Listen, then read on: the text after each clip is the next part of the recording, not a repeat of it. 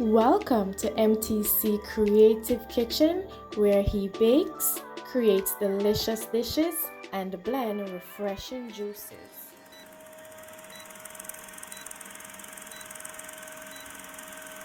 Greetings, everyone, and welcome to my kitchen. It's indeed a pleasure to see my subscribers as well as my newly subscribers.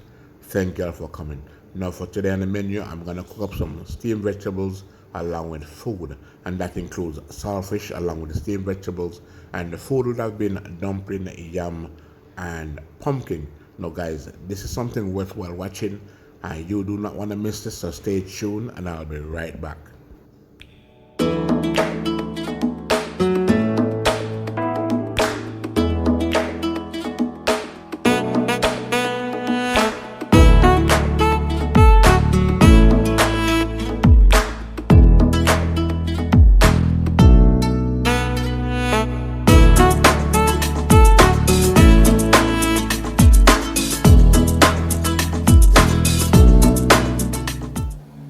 Thanks for tuning in. So here in the bowl, I'm gonna add approximately 3¼ scoop of flour, and my flour don't need to be sieved, okay? Because I'm not gonna be baking. I'm gonna be making some dumplings. So that's 3¼ scoop, along with 1 scoop of cornmeal. Cause you know, whenever I'm cooking dumplings, I like to add cornmeal with my flour, or if I'm gonna do some banana dumpling. Alright, so after adding the cornmeal with the flour, I'm just gonna use a spoon and mix the flour along with the cornmeal, because you know you want to make sure that whenever you're gonna start to make the dough, you don't have too much cornmeal in one area. So as you notice, I have a container beside me here. That's a cup of water, and as I go along, what I do, if you notice, I just add a little water, then I use my spoon to mix, right? Now, this is the way how you do it, because then you do not want to add too much water at once. You can eventually spoil the mixture. So what you do, you just need to add a little bit of water, then you mix, then you add a little more water, then you continue to mix.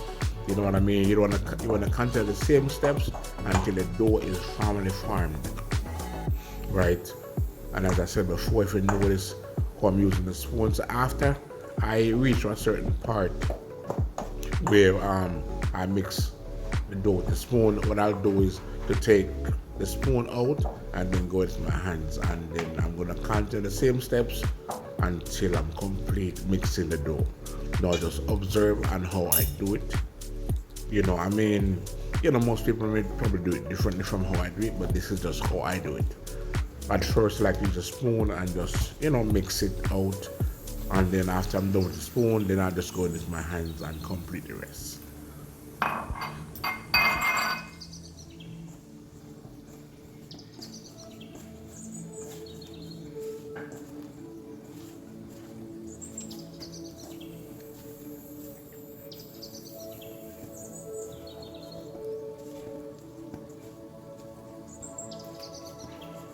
As I stated before, it's quite simple.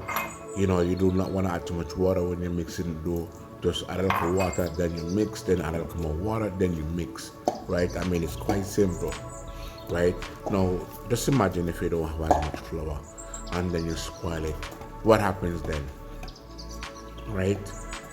You won't complete what you're doing, because then now you spoil the mixture and then you don't have no more flour to add to it, right? So that's why I said, when you use a cup, a small cup, right, and then you just add some water to the mixture, and then you mix with your hands, right? Just continue the same steps until the dough is properly formed. It's as easy as that. Don't rush it, just take your own time and do it. I don't know if you guys probably noticed that I did not add any salt within the flour, right? What I will do is add the salt to the pot of boiling water, not to the flour, okay? The reason why I'm making it clear to you with the salt, right, is that some folks, they'll add the salt to the flour and then turn around and add salt to the pot, right? So for me, I don't want to add too much salt. Just add the salt within the pot of boiling water is enough. You know what I mean? Yes.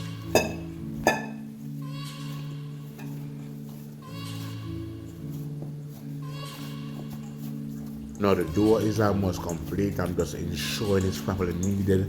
Now when I said knead, I'm talking about using my hands to knead the dough, as you can see me demonstrating. That's what I mean.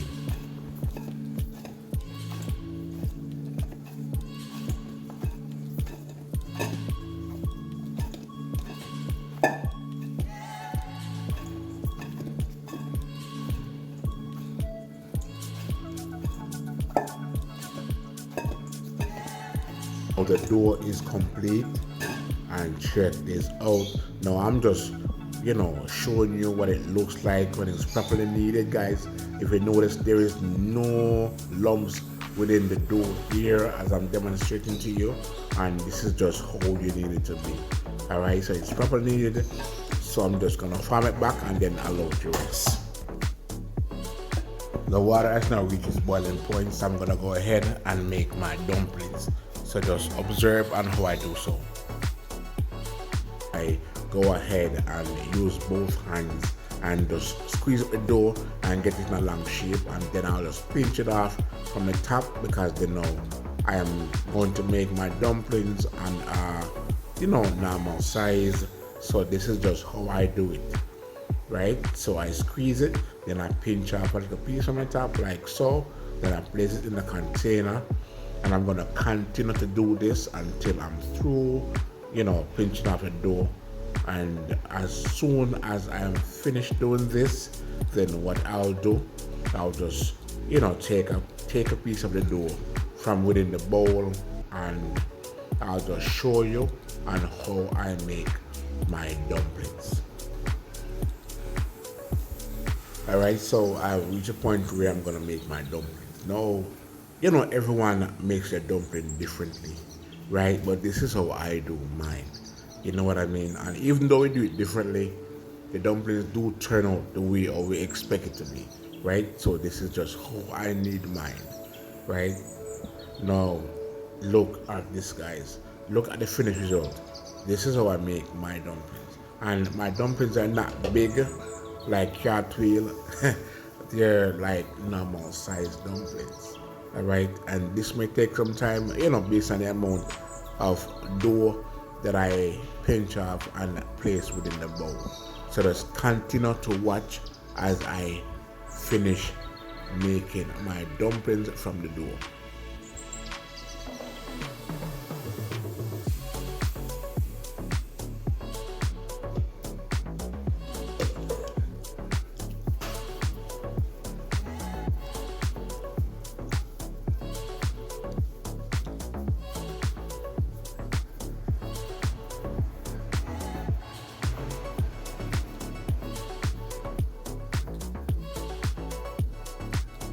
Now guys, comment and let me know, do you like to use cornmeal with your flour when you're making dumplings?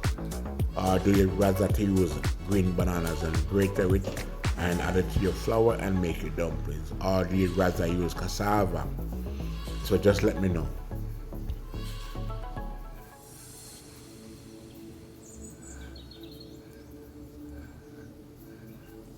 Now I'm going to demonstrate to you in slow motion on how I make my dumpling. If you notice, I'm in slow motion because I want you to see how I do it. Yes, that's how I do it in slow motion. Alright, so what I did was I actually cut my speed. Now as you can see, it's quite simple. Now look at my dumplings, guys. Right, they're just nice and normal. As I said before, they're not big. Now, if you notice that even though I did pinch the dough, right, and place them in a container, if I take a piece and I realize that it's too small in a sense, right, what I'll do, I'll just pinch piece more dough from piece and then add it to it, and then I'll just go ahead and just make my dumplings. That's just how it is, because then when I'm making my dumplings, I always try to make sure that they're on one level. You know what I mean? Yes, it has to be on one level because I don't want to be having big dumplings and small dumplings. I want to ensure that they are on one size.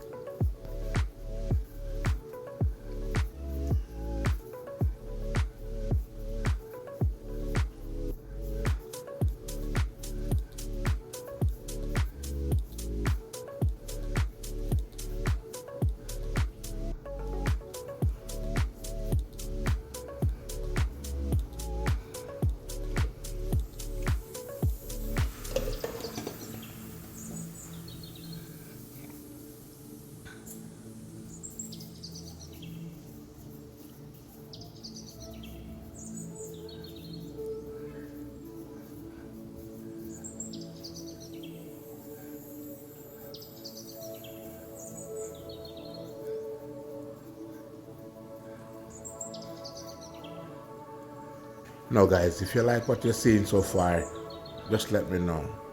Just leave a comment. You know, I like to read comments and I will definitely respond to them, because that's just my thing. I want to know what you're thinking. I want to know if you like what I do, or is it that you do yours differently? Talk to me. Let me know.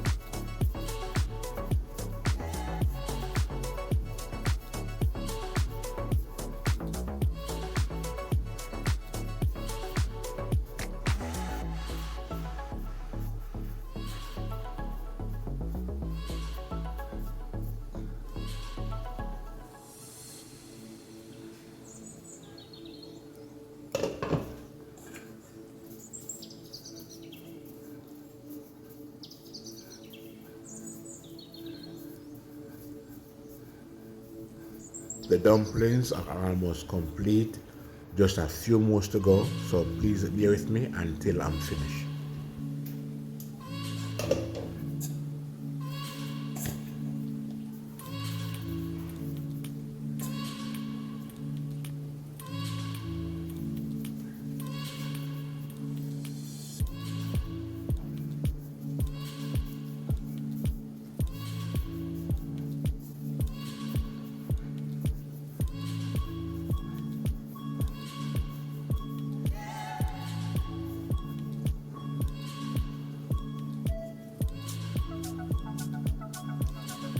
I have a small piece of dough remaining, so what I'm gonna do is just to rub it out and then I'm gonna make a spinners.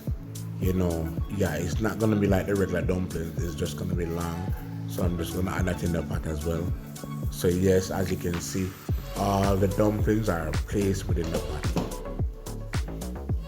While the dumpling is in the pot cooking, I'm gonna reach for my yellow yam. Now this is 1 pound of yellow yam, right? And I'm going to try to cut it in 3 equal size, as you can see. And I will demonstrate to you on how I peel it, right? So just continue to watch and you will see. Alright, so as you can see here now, I have the yams within my palm. Now guys, you do not want to allow the yam to touch your skin. If you do, it will scratch you. So what you want to do is just to ensure that you hold it in the middle of your hands, okay? And this is how you do it. Just hold it in the middle of your hands and peel it. Now guys, when peeling the yam, you want to place them in a container with water, as I do, because then now the yam is dirty, right? And as you notice, I'm holding the yam and peeling it. Yes, it is dirty, and you know, when peeling it, right, my hands are going on the clean part of the yam. So you want to make sure that you have a container next to you with water to wash the yam before you can go ahead and place them within the pot. And that's just how I do it.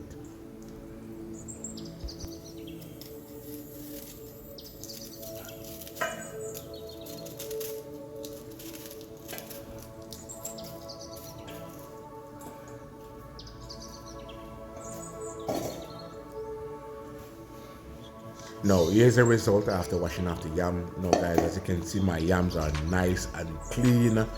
So what I'm gonna do next is just to cut the yams in 2 down the middle like so, and then I'm gonna place them within the pot. So I'm gonna continue do the same with the 2 pieces that remain within the bowl. Just cut them in the middle like so, and then just place them within the pot, right? I mean, it's quite simple. There's nothing to it. You know what I mean? And yes, this is my breakfast. I didn't feel that, but yes, I'm cooking my breakfast this morning. So as you can see here, pot a bubble, guys, and I'm going to add some salt now to the pot. And I'll be adding approximately 1 teaspoon of salt, nothing less or nothing more.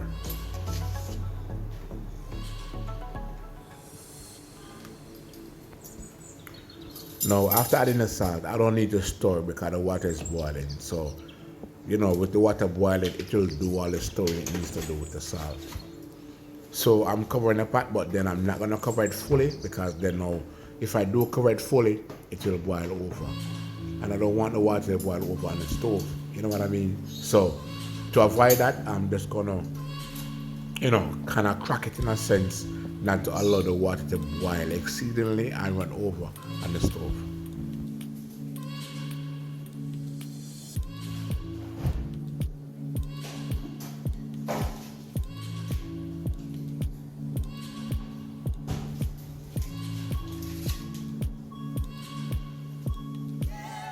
Now here I have my pumpkin. Now this pumpkin I did eventually peel it off cam. So I'm just gonna cut it in two. Then I'm gonna wash it off and place them within the pot.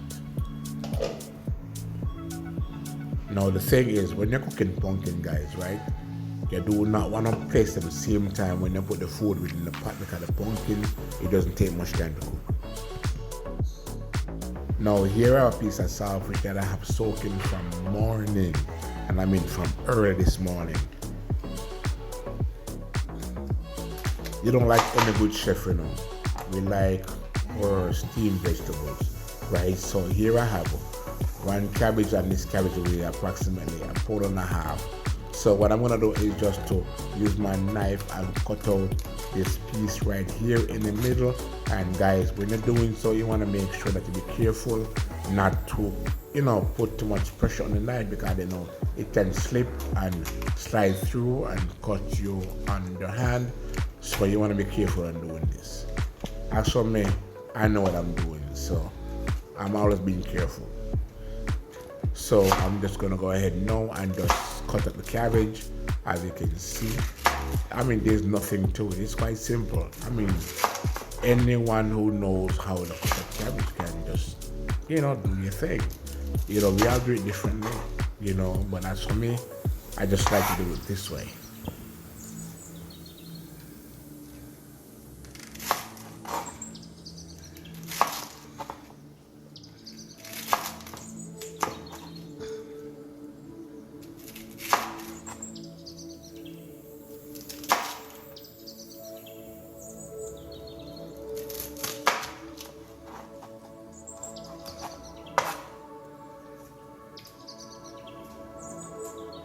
Now the cabbage I'm finished cutting up, so I'm gonna place them in a container right next to me, as you can see right here.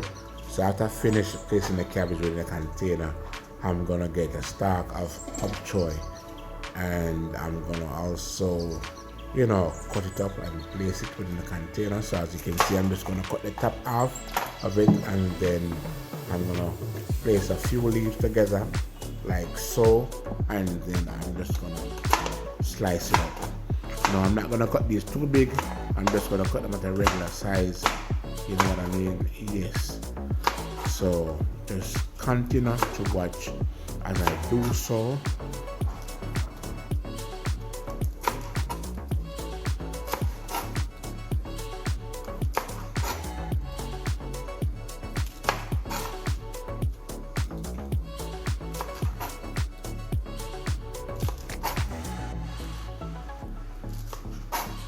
Now guys, I could have went ahead and not speed to whatever I'm doing, right? But then, as I said before, I like to show my viewers on how I cook my meal. You know what I mean? I don't want to add speed. I want to walk you through the steps and show you step by step on how I prepare my meal, right? That's just my method. You know what I mean? I don't want to rush nothing. I want to take my own time and do it and show you how MTC rocks that kitchen. You feel me?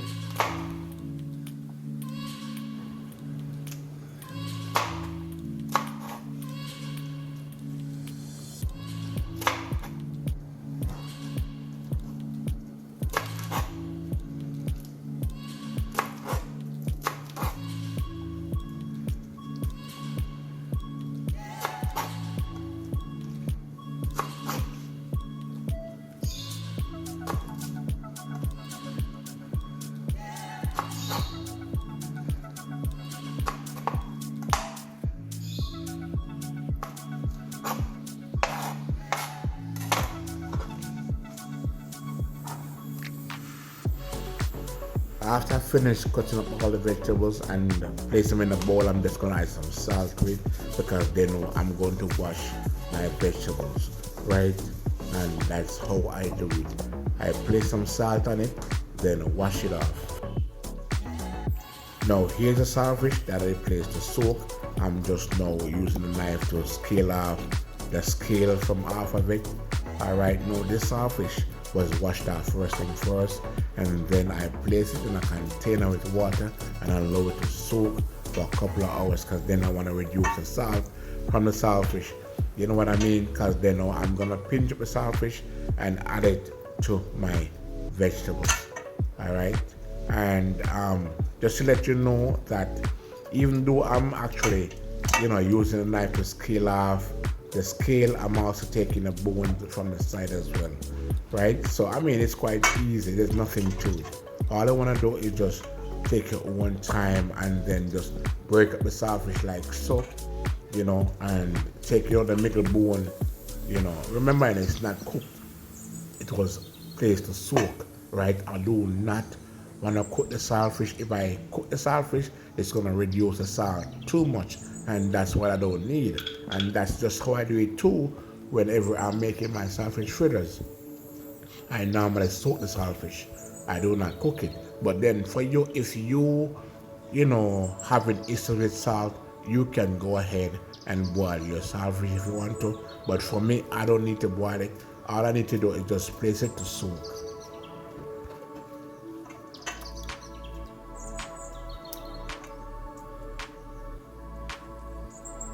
Now guys, these steps are quite easy, you know what I mean?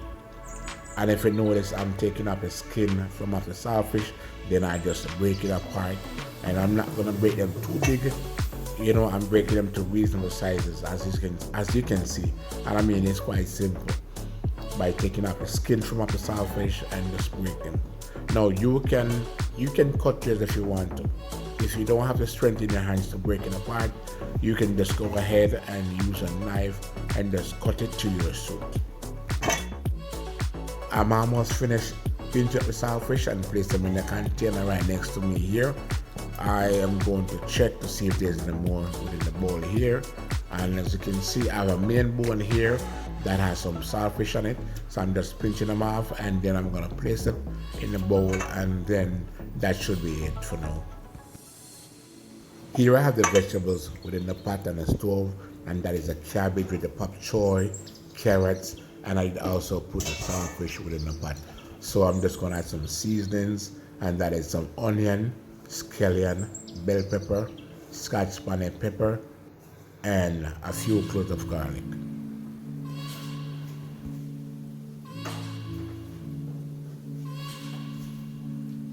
Next, I'm gonna add some dash season to the veg. Now guys, remember, the saltfish has salt in it, right? And you do not want to add any salt to the pot, right? So I'm just adding some dash season, and when I'm through adding the dash season, I'm just gonna add a little of my gal pepper season, and this is just for flavor. You know what I mean? Yeah, that's just for flavor.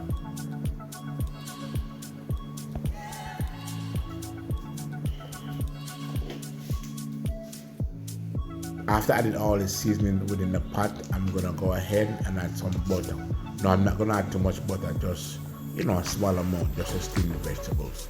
And then I'm gonna cover the pot with the lid, and then light the stove and allow it to take its own time and steam. No, guys, I do not turn my flame up, neither on high heat or medium.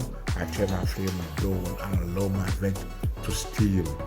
Right? Because I like to have that crunchiness within my veg. So that's how I do it. I don't know how you do it, but that's how I like it. It has to be crunchy. You know what I mean? So yes, that's how I like it to be.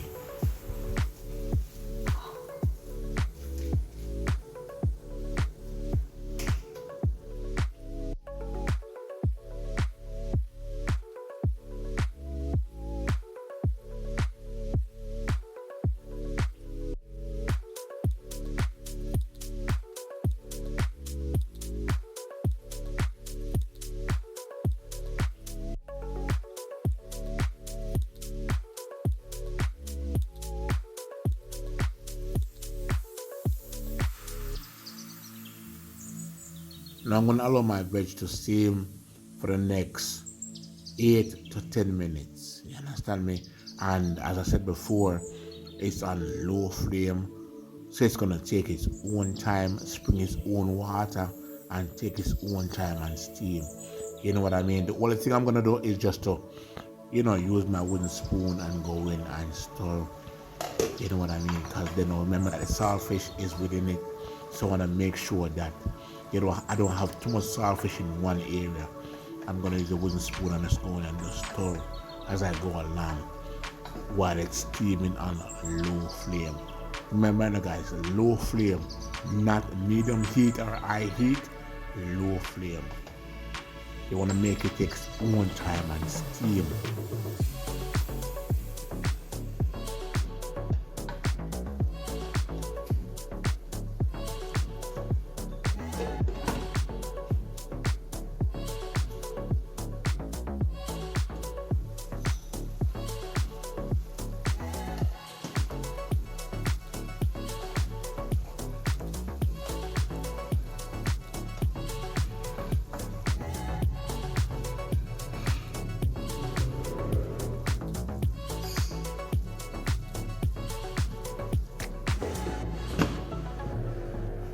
Guys, it has always been a pleasure to share with you what I cook in my kitchen. So please remember to thumbs up the video, leave a valuable comment, share me out, subscribe to my channel, and hit that post notification bell and allow it to be on all. That way you'll be notified whenever I drop a new video. Thank you for watching.